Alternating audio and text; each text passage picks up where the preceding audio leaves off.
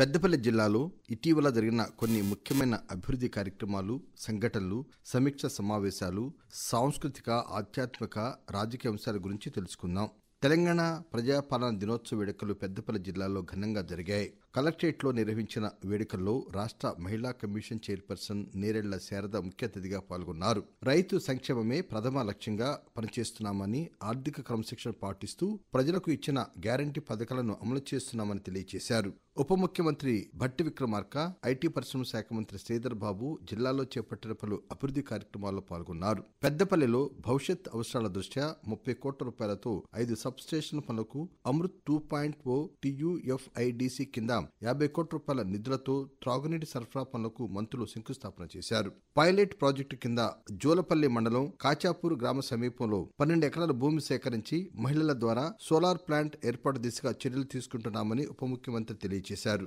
విద్యుత్ రంగంలో తెలంగాణను దేశానికి ఆదర్శంగా తీర్చిదిద్దుతామని పేర్కొన్నారు. 2030 నాటికి ఉండే విద్యుత్ డిమాండ్ను అంచనా వేస్తూ దాని సాధన దిశగా green power, floating solar, pump storage, energy మొదలు రంగాలలో దాదాపు 20,000 మెగావాట్ల విద్యుత్ ఉత్పాదన లక్ష్యంగా చర్యలు తీసుకుంటున్నామని వివరించారు.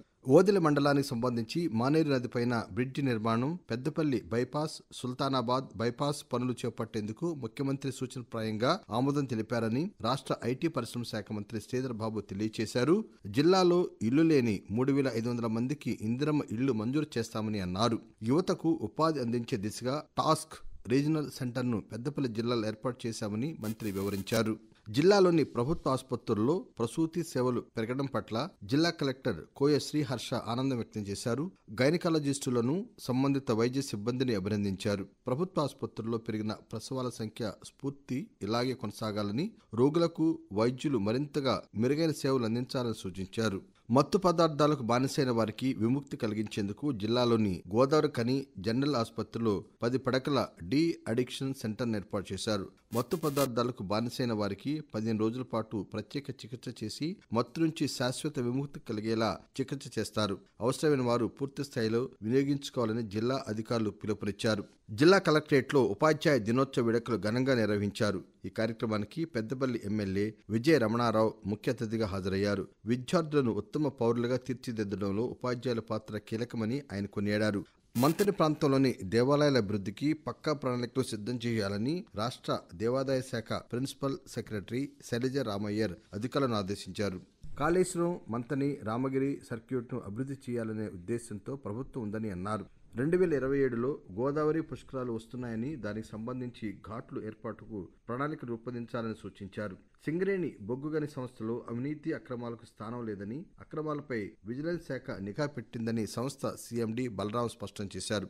అవినీతి నిర్మూలనలో అందరూ భాగస్వాములు కావాలని, అక్రమాలకు పాల్పడే వారి సమాచారం ఇస్తే 10,000 నజరానా ఇస్తామని తెలిపారు. కారుణ్య ఉద్యోగ నియామక ప్రక్రియలో సింగరేణి ఉద్యోగులు అవినీతికి పాల్పడితే వారిని ఉద్యోగాల నుంచి తొలగిస్తామని ఆయన హెచ్చరించారు.